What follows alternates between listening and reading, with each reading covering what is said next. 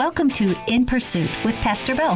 Hey, I'm just a simple guy in pursuit of knowledge, wisdom, understanding, wild game, fish that swim under the ice, tender smoked meat, tasty grilled meat, and Denise. In this hour, we are going to be talking about all of that and a whole lot more.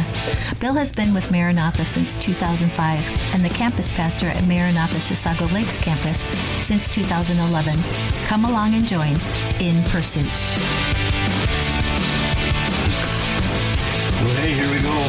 Another Thursday afternoon. Woo. They go quick, don't they? Oh, they do. It's just keep like coming. one after another. You know, that's one of the things I noticed when I first started working at the church. I remember saying something to you, like getting the set ready for worship, and then having to get the set ready for worship again.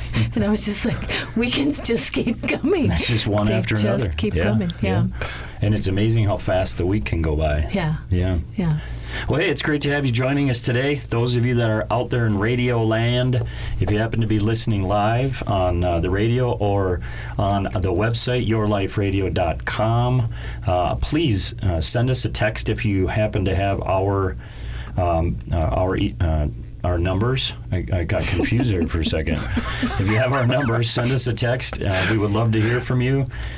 Today we got a house full. It's kind of fun. We have a special guest we're going to get into a little more in detail later on, but Brian Davis is with us today. We're very excited about that, I think. Hello. I do have a face for radio, so be prepared. Yeah. Let's see. So who else is with us? I'm Bill. I'm Denise. I'm Alice. Hello, I'm Shane. Shane's about 3 feet away from Alice's microphone back there. That's Got him. awesome. And then, who are you? I'm Brian Davis. That's wonderful. Yeah. Good to have you here. So if you have any of our phone numbers, please send us a message just so that we can say hello. And as always, I do want to ask you, if you listen to this later in podcast form, please let us know. Send an email, or again, if you have our numbers, text us.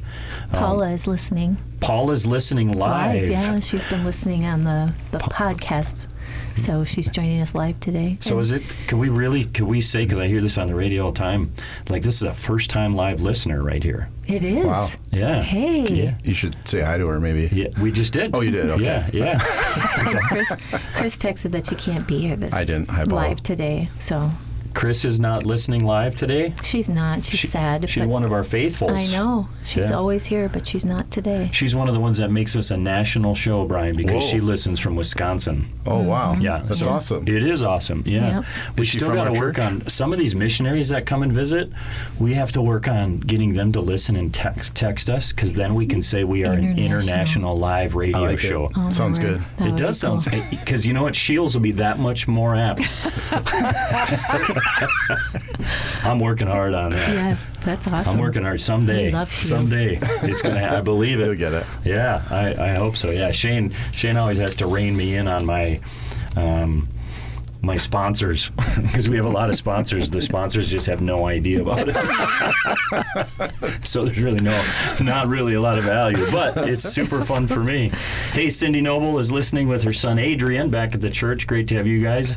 Mrs. Gaskill, Jenny Gaskill, our station manager, is listening live. Thank you, Jenny, for listening. Another one of our faithfuls, Heather, is listening live. Oh, Yeah. super fun. Hi, Heather. Maybe we could get her to listen when she's in Portugal. Yes, Heather, you have to do that when you Find go us out of town. online.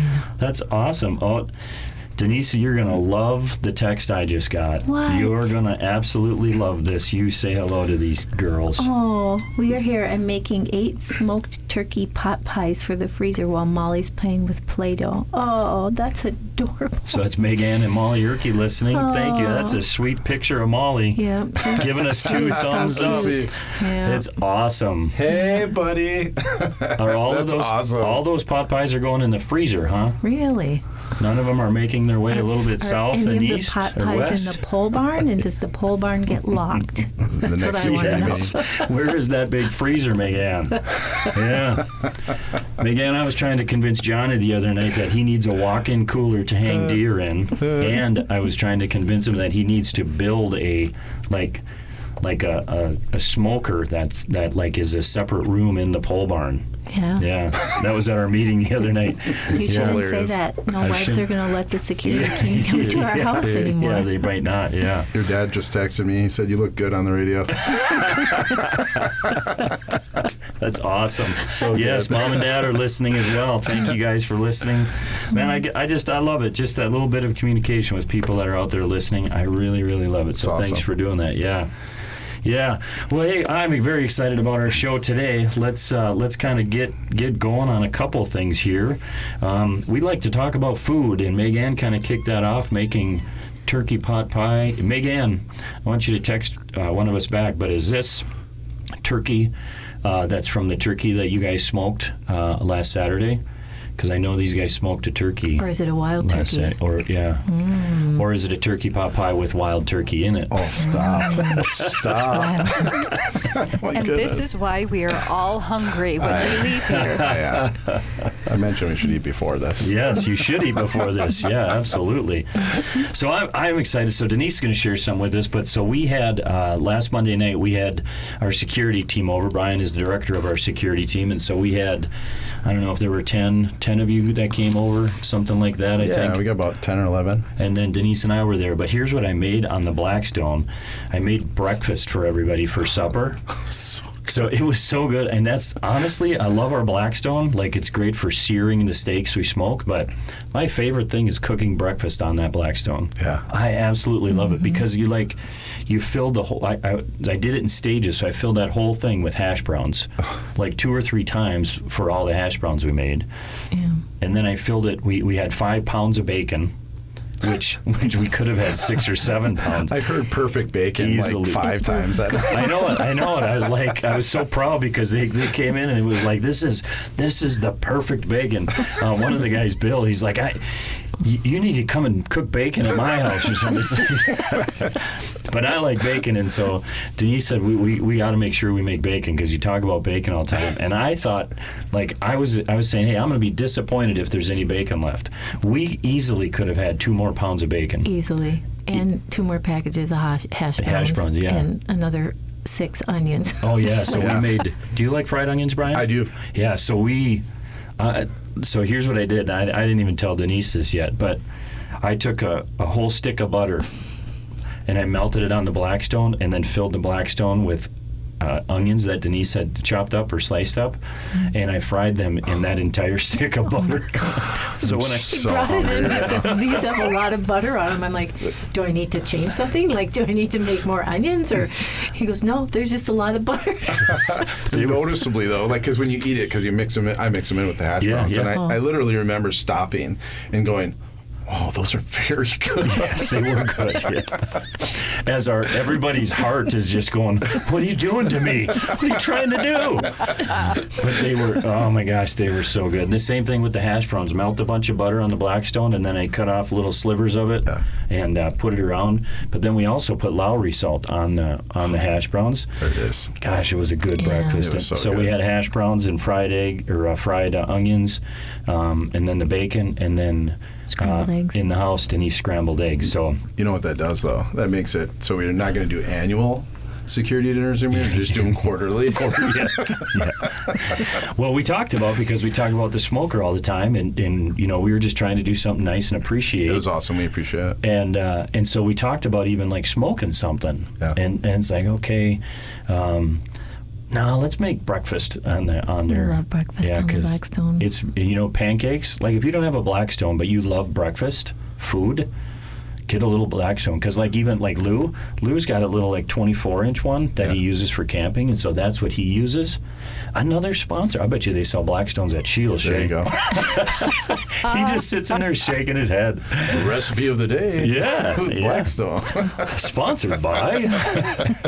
but like seriously, it's great. And the nice thing is you cook it outside. So like even on the really hot days this summer, we used Yeah. the smoker as an oven, and we made pizzas in it, or used the Blackstone to fry things, and it's like it's all outside right on the front porch. I love our front porch. Yeah, I love your front porch. Yeah, me as well. it's Yeah. beautiful. It is It's cool. a beautiful front porch. Yeah, it is. Yeah. And when the wind is just right and the smoker's going, it blows it right down right down by the front door there. I was And- going to say, you have to keep the front door shut. Otherwise, the house fills with smoke when he's So grilling. that's our second security dinner. What did you use last time? What did we make for the first security know. dinner? Did you have the Blackstone back then? Mm-hmm. Last year? Okay. Gosh, what did we have that night? I don't remember. The content was so good, I don't remember the food. Yeah. However, the breakfast I will always remember because Yeah. of bacon. So Yeah, the hash browns. Maybe we did smoke something that time. Maybe we smoked pork. Anyway, yeah, it's just fun to do. So, Megan sent. Yeah, go ahead. Megan sent in a note that she puts carrots, parsnips, and turnips from the garden into the pot pies. Isn't that cool? Huh. And it's not a wild turkey, but it is leftover turkey from From the one they smoked, yeah. Yeah, so that's cool. Using up what's in your fridge is cool. Yeah, I just wanted to interrupt and just say thank you to Megan. Speaking of security and food, Yeah. and she has made multiple dinners for the security team during our security meeting. So I just wanted to say thank you for that. So sorry for That interjecting. kid can cook, can't she? Yeah, it's so she good. can. And I want to So thank her as amazing. well because I get some of the leftovers that are left. That's great. Very yeah. nice. Yeah, that's cool. She Food can is good. cook. Yeah. Well, it's one of the things that the early church was devoted to. The breaking of bread. There's something about having a meal together. Amen. There really is. So, yeah. And then you got you were working pretty hard this last week. Well, I with, feel a little bit bad talking about this since you were talking about breakfast on the Blackstone. That's much more exciting. No, I don't think it is. It is. Tell us about your tomatoes. Okay, well, my friend gave me a 5-gallon bucket full of tomatoes. Beautiful Romas. Beautiful Roma tomatoes. And so I was looking, because we're pretty new to this, and so I have been, when processing tomatoes, you blanch them and get the skins off before you run them through the strainer. Which is a cool process. We did it last year Yeah. or 2 years ago. Yeah, 2 years. You boil them, and then you just kind of, and the skins just kind of squeeze right off. Yeah. Yeah, you just so that's boil what 'em she's for, talking like, about. A minute or two. Yeah. You don't cook them all the way down. But this time I was just too tired. Yeah. I'm like, I'm going to just stick them in there with the skins on. Yeah. And so I boiled them with the skins on. And it worked. It worked great. Yeah. It worked really good. And so I learned this the first time we did tomatoes was you have so much juice from the tomato and you have to cook that off to make tomato sauce and it takes forever. And so I didn't want to do that. And so when you first put the tomatoes from the pot you're boiling into your strainer thingy, I don't know, it's like a cone shaped. I'm looking it up right now. The cone-shaped I want to know thing? the name of it. That's Yeah. interesting. It's a cone-shaped strainer, and you have a little paddle that you run around there, and you squeeze out the tomato sauce. But there's so much juice. And I noticed when I was putting the cooked tomatoes into the cone-shaped strainer that the juice would come out and just go in the pan. So if you didn't squeeze it, you could take that juice off. Well, I can't throw it away. What's it called? Hold on. So do you want to hear what I Googled? Shane, you can't listen to this. I don't want to see your face. Here's what I Googled. Listen, this is cracking me up. Strainer to process vegetables with wooden round thing. That was my search. But it understood. Of course it did. Listen to the answer. The strainer with a wooden round thing is a cone strainer with a pestle set, also known as a food mill, chinois, CHINOIS, or puree strainer. It's awesome. The strainer with a wooden round thing. You're dying out there. That's good funny. stuff. I feel like we don't even need to do Word of the Week now because you've enlightened all of us. You're funny.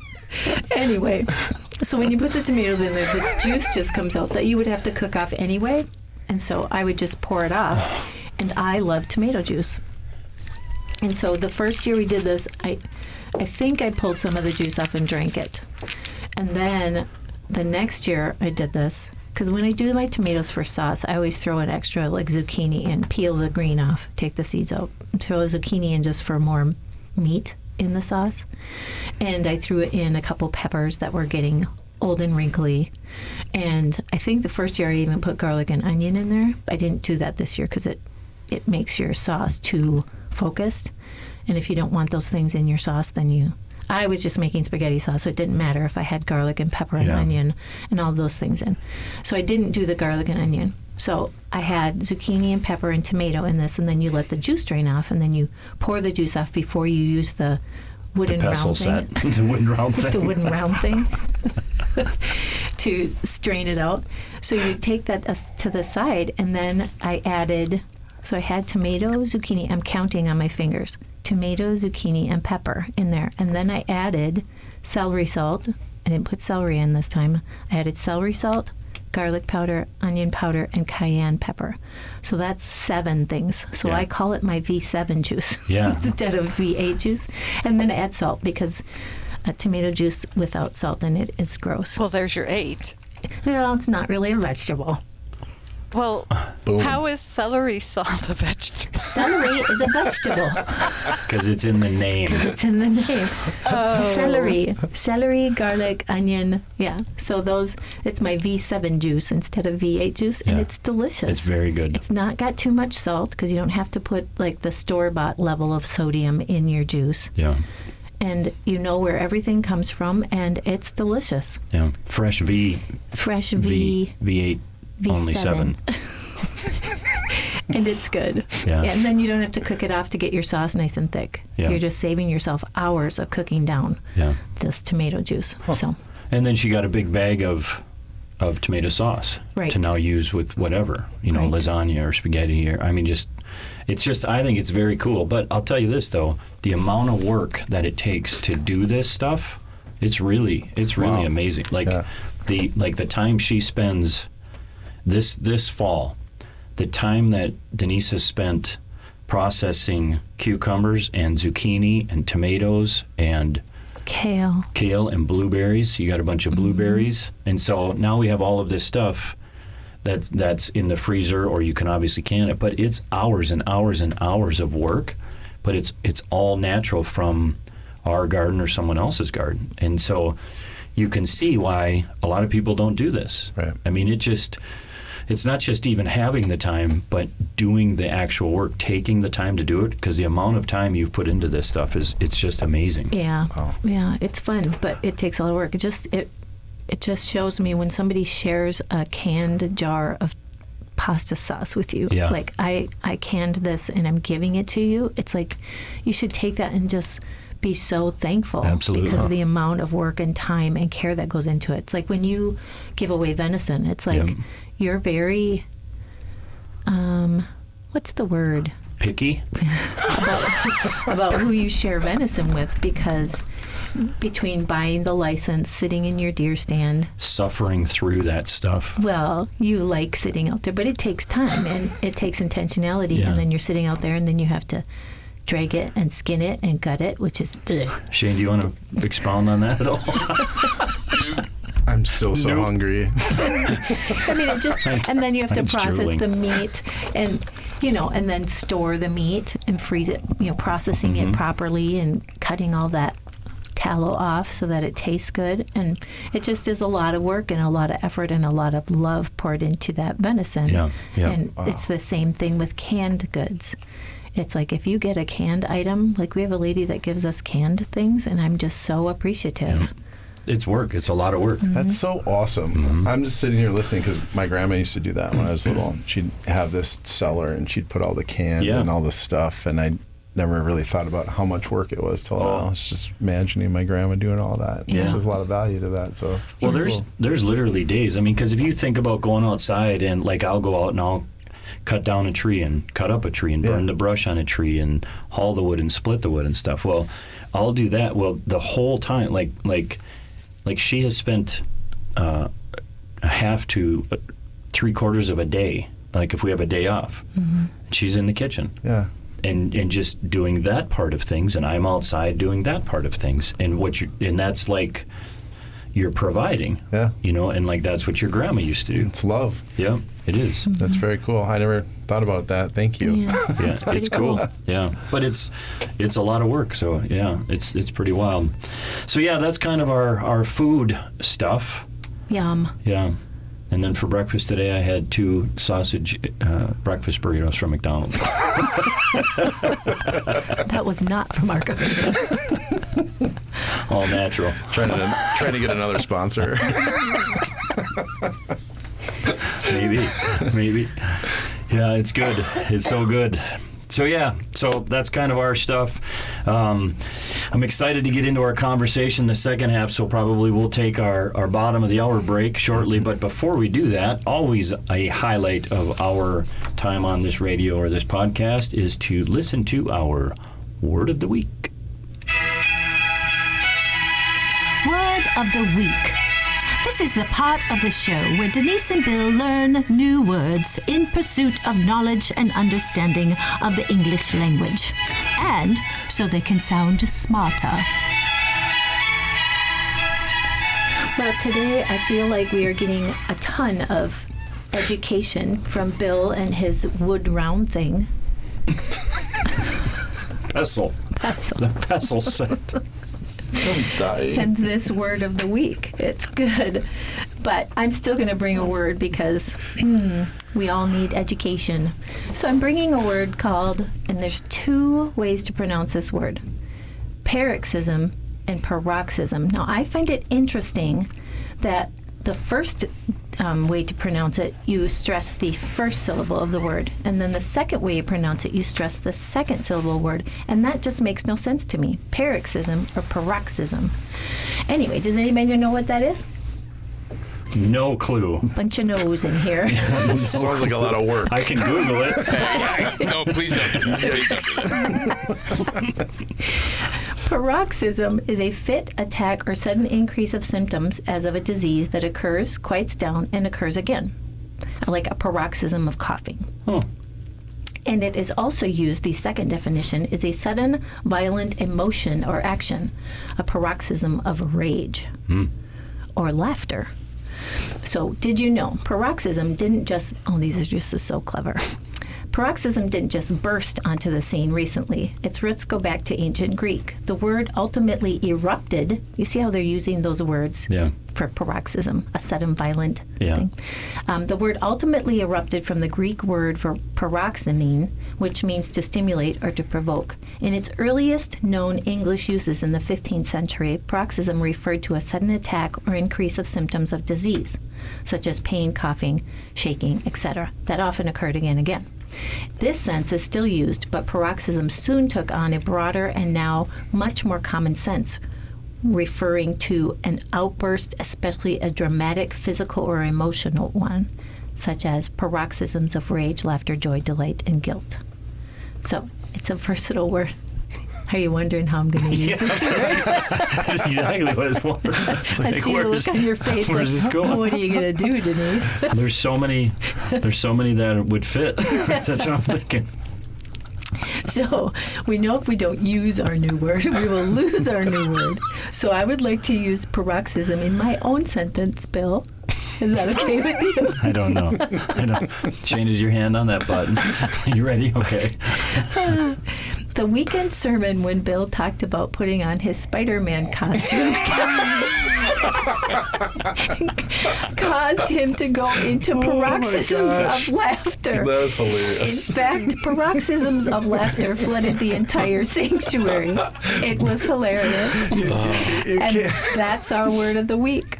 You can't see this, but Bill almost fell out. You're listening to In Pursuit with me, Pastor Bill, a production of WAJC, Your Life Radio on 88.1 and 91.7 FM. WAJC is owned and operated by Maranatha Assembly of God in Forest Lake, Minnesota.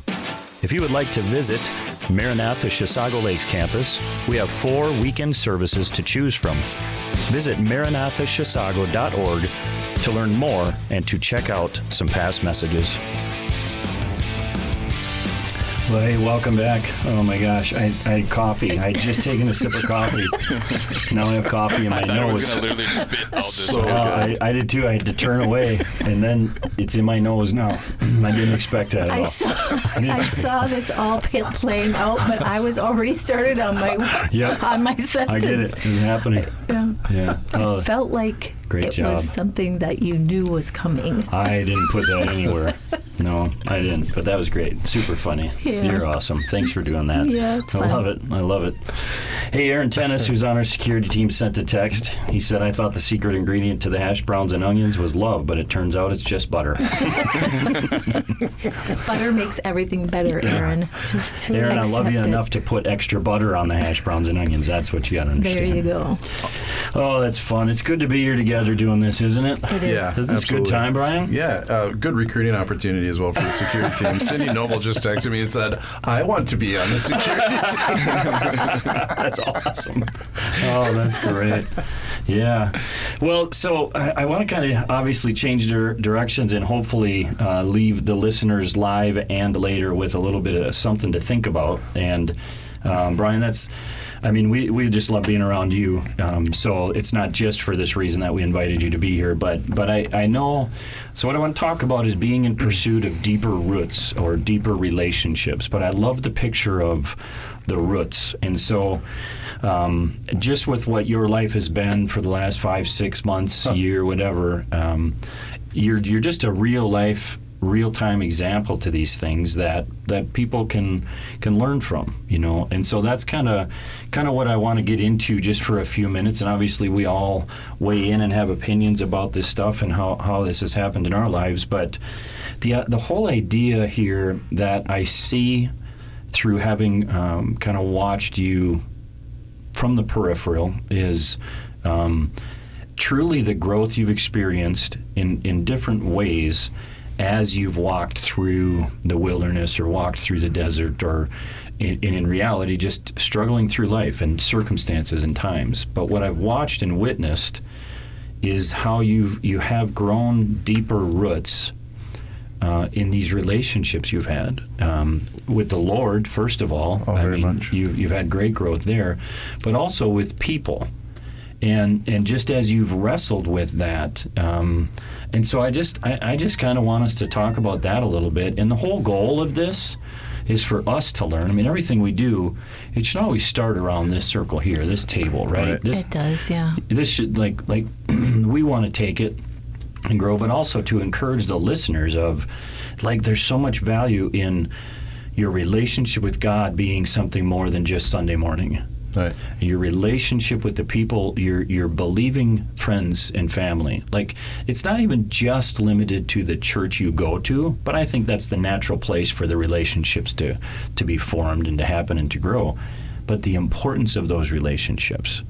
So, I don't know how much of this you want to share. We only have 23 minutes and 45 seconds, so, we're going to stay pretty focused here. But just thinking of those two areas of the last 5-6 months, kind of what you were walking through and the growth that you experienced through them. Okay, well, yeah, it was difficult for, so I am a single income of the household. So the opportunity for me is to serve my family through that. And as a part of that, I lost a contract. I'm self-employed, and it's just very tough. It creates a lot of anxiety when you're the only one bringing the income for the family. And we had just bought a new house, and I was in charge of a lot of different people. I have a lot of different responsibilities, and then the church as well. But the opportunity for me, though, it was just to get in deeper with Jesus. And I think that through that, when you're there and you have nothing left to go to or move to, He's there. And He's always there. We know that. But I think in that disparity is when we realize that. And as a part of that growth, I think that what I learned most from that was that He is always there. Is my mic? Oh, No, you're I'm good. good? Yep, Okay, yep. sorry about that, everybody. So I think for me, primarily, I was kind of pushed into a situation to understand His will. And I think that's what is your will for me, and was my prayer. And he wasn't responding. I didn't get anything out of that. Like, and I kept pushing and it kept pushing. Like, what else can I do? And I want to start praying for others. So I created a prayer board and I started praying for other people. Would you call it your battle board or Yeah, the something battle like that? board. Yeah, it came it's from that movie. I don't remember the name of the movie. coolest thing ever. Yeah. Because you sent me pictures of it where it's like this like almost like a window with colored dry erase marker Yeah. type things on it, and like it was just this intense prayer board. Yeah. But it was intentional. Yeah, Yeah. I mean, I wanted to know his will, and I wanted to understand him more. I wanted to understand, where am I at? What should I be doing right now? And where do you want me? And then he doesn't respond. And in that moment, most people think, well, gosh, doesn't he love me anymore? Or what's wrong? Or they get mad at him, right? And I was all of those things. But what I found out was the silence is where you start to seek more. And it's almost an intentful thing, because I started reading more. I started praying more. I identified probably 3 hours every single morning because I needed to help my family. I needed to figure me out, what's going on. And in that time, I was trying to start other businesses, and nothing was coming my way. I mean, I was going to start a remodeling company. These are some of the companies that I had consulted were remodeling companies, getting pretty good at it. And I had interviewed multiple general contractors, and I just couldn't find somebody that had a baseline belief system, or they just weren't at a standard that I would approve of to best serve customers. And then it's tough because I'm at a director level. Or you're a C-suite operator, so you're like the chief operating officer, right? And so you go find a job like that. I could not find a job. I did not know what was going on. I mean, it was 6 months total, maybe 7. Yeah. And when you're in that, nothing was coming my way, like nothing. And I can't get unemployment because I'm self-employed, and I'm just depleting my savings, and we only have one income in the house. So I didn't know it. I didn't get any answers. I wasn't getting answers. So I kept digging, and I kept praying for others, and I would weep, and I would just, it was just crazy. I felt alone, but I knew I wasn't, right, at the end of the day, but it calls your faith into question. Yeah. And when you have to dig deeper to figure out faith and understand it, I think what I found in that moment of disparity, that he was there. And there was times when I would pray and I would get a random text from somebody from church as I was praying. And I would get a breadcrumb, is what I called it, and a little glimmer, right? And like, okay, he's there. And then I would get coincidences that would happen, different things like crazy coincidences. Like there was this one company I was talking to, I think it was like Eagle Exteriors, and we were chatting. Good guy. We were just chatting about opportunities to come together as business owners. And that day, me and my wife seen 2 eagles flying above the park, and so, but it never came to fruition. Yeah. And I'm just like, oh, but these were things that had happened that let me know that he was there. Yeah. Yeah. So in that faith, though, what I had noticed that the guys that I had set up the security team for. So hold on a sec before you get into those guys. So, Yeah. So that's the part though where there's so many people, and I know I told you this throughout, but like when I think of how you walked through this, like I'm so proud of you because there's a lot of people that the hard times hit and we run from him. Like when we say, where are you? And you don't love me. Like we run from him, and we just work harder and harder and harder to do it on our own instead of seeking God's will as a believer. Like God, what how are you leading me? How are you guiding me? What can come from this? And again, I go back to Romans chapter, Romans 3? Romans 5, 3 through 5, that talks about suffering and perseverance and character and hope. And so now you think of this period of time of the drought or of the desert of this suffering and what it's done for your relationship with the Lord. Right. But that comes from your intentionality of realizing, okay, in the ups and downs and the emotions, it's like I'm gonna seek him, I'm gonna pursue him, I'm going to look for him, I'm gonna listen for him, I'm gonna cry out for him. All of this is the Psalms. The reality of the Psalms, when you read through David in his difficult times, God, where are you? Where is the Lord? Rescue me. And then Psalm 18, one of my favorite. I love you, Lord. You're my strength, my stronghold, my fortress, my refuge. Amen. And that's what I see that you did. And so again, that's why this is an important testimony, is because you lived this, but you were focused, you were intentional, and you took the time to pursue God. And because of that, your relationship with God has grown deeper. Right. Do you know what I'm saying? I do. He's all I had. Yeah. I don't have parents, that aunts, uncles. I don't have any of that. So pursuing him was the only thing that I could do. And some people ask me along the way, I won't mention any names, do you ever yell at Jesus? Do you ever yell at him and just say, where are you? Because they hear my story and they're empathetic to it. And I'm like, well, that's a tough one for me. I did that when I was younger, right? Yeah. In foster care and stuff, and that never worked out well for me. So I just didn't go that route. But I kept pushing, I kept crying, weeping, seeking, reading. I was building things for other people, how to pray. I wanted to know how to pray. Yeah. That was amazing too. That was the biggest part when I started to learn how to pray. I started doing research on how Isaiah prayed, how David prayed, and I wanted to know. And maybe he's not listening because I'm not praying right. Mm-hmm. So I got into that, and I think that's where it started. I think it was learning to pray better. And these breadcrumbs I mentioned, I didn't realize there were breadcrumbs till later, right? But I think the first initially where it started, and I wrote this on my prayer board because I had already created the prayer board. I got that. And then I seen this video, and he's this I can't remember even the guy because I just wept. He goes, God's will is the posture of your heart. And I'm like, what? I don't think I've heard that before specifically, right? And I never even processed it.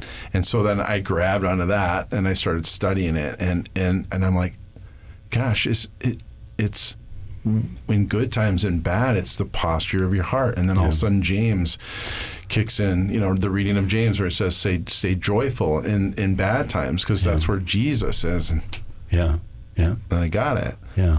So now the intentionality was, stay happy, stay joyful, stay faithful. Then I start digging into the fruits of the Spirit, and then I'm like, okay, here we go. And I just started learning. Yeah. Like the last 6 months, I've learned more about Jesus and Christianity and the Bible more than I think any time. Yeah, and that's the part that I, as you're saying that, the part that I really want to encourage people with is to fully understand that the picture, you got to put all this together. What you're saying and what Brian's saying is that it's through the difficulty, it's through the drought, it's through the suffering, it's through the wandering in the wilderness, and you're saying, this is where I grew the most. Yeah. And so often we miss that. And that's where I think this picture, when do roots grow down deeper? They grow down deeper when there is a drought, because they have to go to where the nutrients is going to be. But for us as humans, and especially I think of Jesus' words in the garden, the spirit is willing, but the flesh is weak. And so often what we do is, instead of just, I'm going to stay planted where I am and I'm going to drive my roots down deeper, we start running all over the place trying to find a different solution within our own strength or our own knowledge or worldly things. And where does it get us?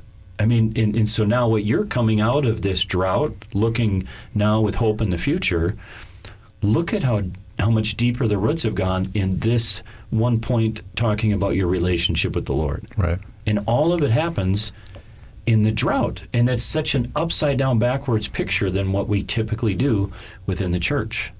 Can I step in just a little bit? Would you please? Thanks. So when you talked about learning how to pray, immediately I thought, we don't have to learn how to pray. But when you talked about the posture of your heart, that rings true. And what came into my head was a little kid praying. to Jesus. I think he loves when little kids pray to him, but their hearts are pure. Yeah. Their hearts just want to know Jesus, and they just want to bring every little thing, like the bug they caught that day, they want to bring that to Jesus. And the fact that they like Minecraft, they want to talk about Minecraft with God, and their hearts are just open and wanting Jesus in every part of their life. And so to learn that as an adult, yeah, I guess we do need to learn how to pray, because we need to get back to the posture of our heart being like that of a child. You're so right. Yeah. And that's the piece, like everything, right? Like Yeah. when you engage in that, well, I went to the studious part where I was like, okay, well, I think it was King Solomon would, pray towards the temple and raise his hands, right? Mm-hmm. And he'd ask for his presence and to remember his people. And so I was getting into the details, right? But then as I went along, I was following those formats and I was passing them out. But now it's literally, you're right, it's every little thing, right? And so you bump into something where I'm frustrated. I stop and I'm praying about it. Or if I missed it, I'm praying about making sure that I'm acknowledging his presence or praying to him when something even small, getting frustrated about something, like just stop. Please give me the ability to remember in times of frustration. Mm-hmm. And that's the depth of, that's what I learned. I mean, there's so many things I learned in the last 6 months. That's ridiculous. Yeah, I just love that. I love that you said I was trying to learn how to pray, and you went through the processes and you came to it just is about my heart. Yeah. It's about the posture of my heart. That's cool. Yeah. I loved that. And that's a tough one. Yeah, that is a really tough one too, and I learned that is a really tough one. But when you compliment me about it too, when you say that you've been through so much and you've held it together and been faithful, that's literally what I've learned. Like this happened 3-4 years ago, I would have been a hot mess. Yeah, I mean, you would have been having to maybe bail me out of jail or something. I don't know, because it was, and then other people have came to me and said that too, and I go. But yeah, I mean, and you don't realize it, and then people start to tell you, and you're like, oh, then you're proud of that, right? Mm-hmm. You're like, oh, okay, that's my relationship. It's getting better. My faith is getting stronger. People, that's the fruit. Yep.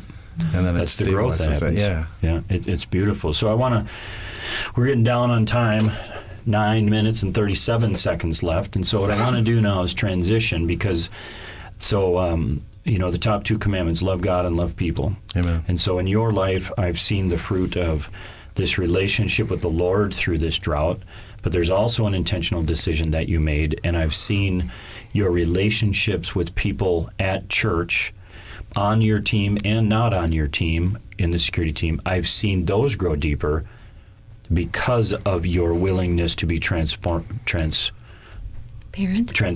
and then, and work through it. So tell us a little bit about that growth. So I was there's so much to tell. You need a longer show, honestly. Talk to somebody, get that done. When I first come on to the team, I was a little nervous. There's a ton of coincidence and a ton of God's presence. I won't go too far into it. But I didn't want to do it at first because I'm a military guy, and you have a group of civilians, and you're trying to help a group of civilians move forward in a way that's strategic. And sometimes there's different things that you're going to have to learn that are going to be tough. And I looked at them as a task. I looked at them as a thing that I need to do, right, at the end of the day, and I was nervous about it, and I wasn't looking at their hearts. So with that said, I continued on and actually moved into a new house. And just so happens that my friend Keith was living right across the street, and he actually helped me out a ton. He was in with actually Maranatha Security as well. The Forest Lake campus. What a coincidence, right? I just moved there, and he happened to bring cake and ice cream into our garage to welcome us to the neighborhood. So I went to thank him, and all of a sudden now we coincidentally know that we're both doing security at 2 separate locations for Maranatha, and I'm working through, and I got so much work, pieces and I'm so start burnt connecting out, and all this stuff. Yeah, he's like, hold on, I'll be right back, and he brings me back out, an SOP, and helped me out with a bunch of stuff. But it was very telling, right? And then I kind of locked in, and I said, this is where I need to be. I locked into the people, and one of the things that I learned is the people that I was working for, I started to have relationship with, right? I started looking deeper. Just like I was looking deeper for Christ, I started looking for Christ within these people. And I wanted to understand who they were. And that's where I think I learned more about unconditional love outside of your circle, right? So you have your family and it's, unconditional, obviously. But then have you ever just loved anybody unconditional that's outside of that inner circle, right? And so that's what agape love, is that what they call it? Yeah. Yeah, unconditional.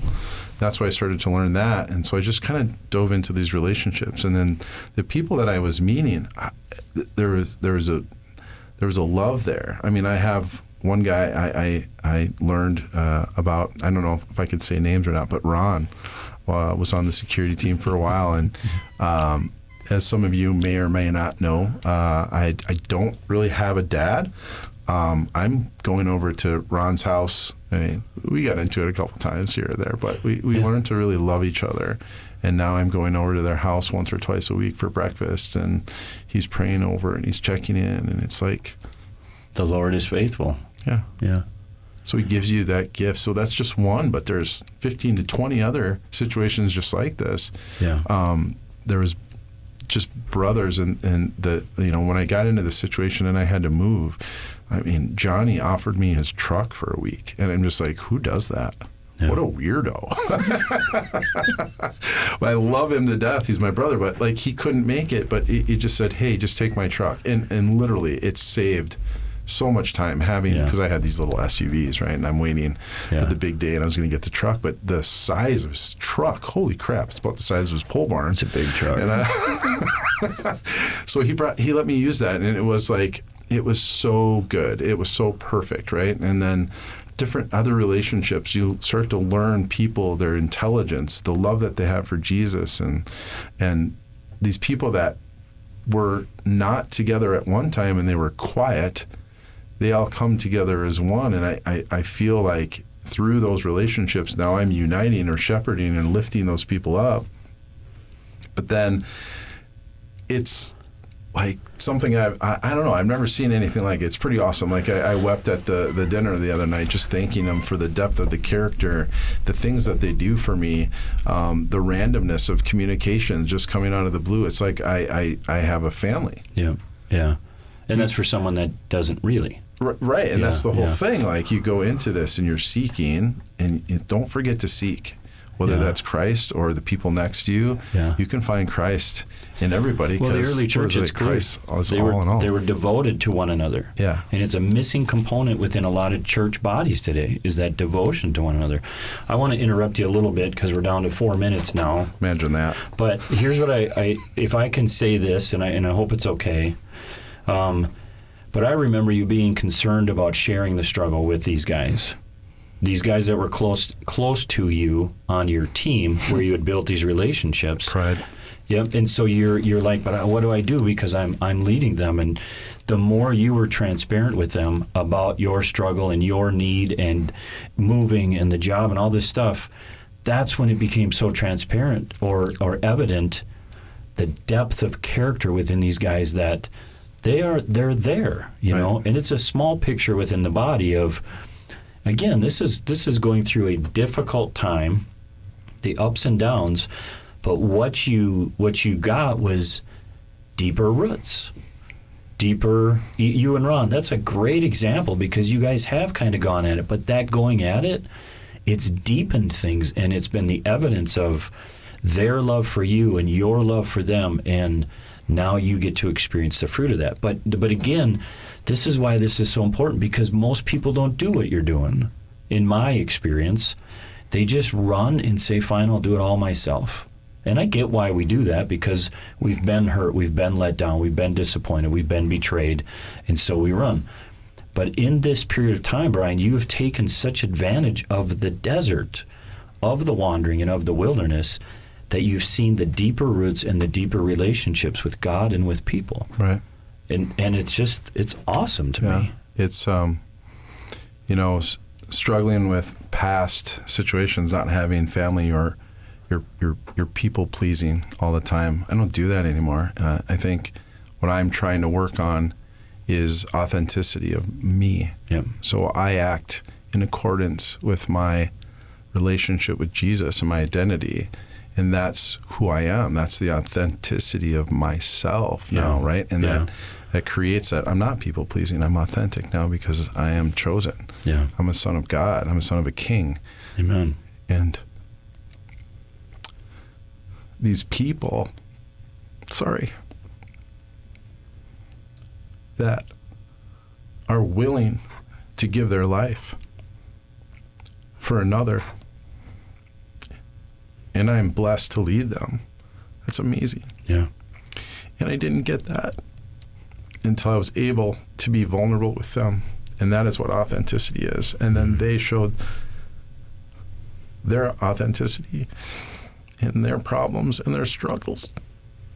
Wow, this is heavier than I thought. I'm sorry. I told you I was going to need these Kleenexes today.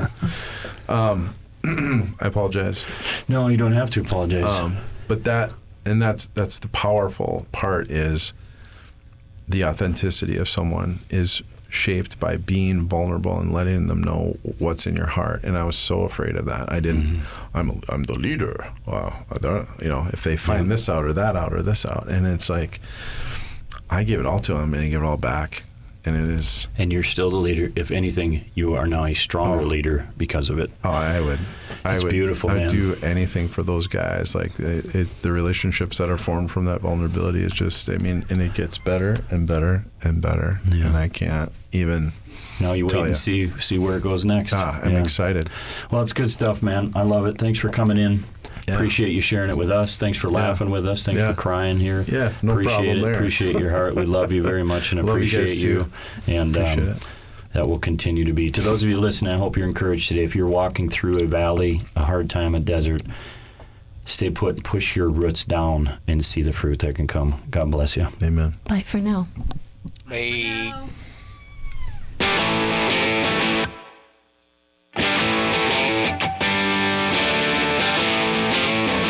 Thanks for joining In Pursuit with Pastor Bill and me, Denise. We hope you will tune in next Thursday at noon as the pursuit continues. In Pursuit is a production of WAJC, Your Life Radio, on 88.1 and 91.7 FM. WAJC is owned and operated by Maranatha Assembly of God in Forest Lake, Minnesota. The opinions expressed here are not necessarily those of the owner.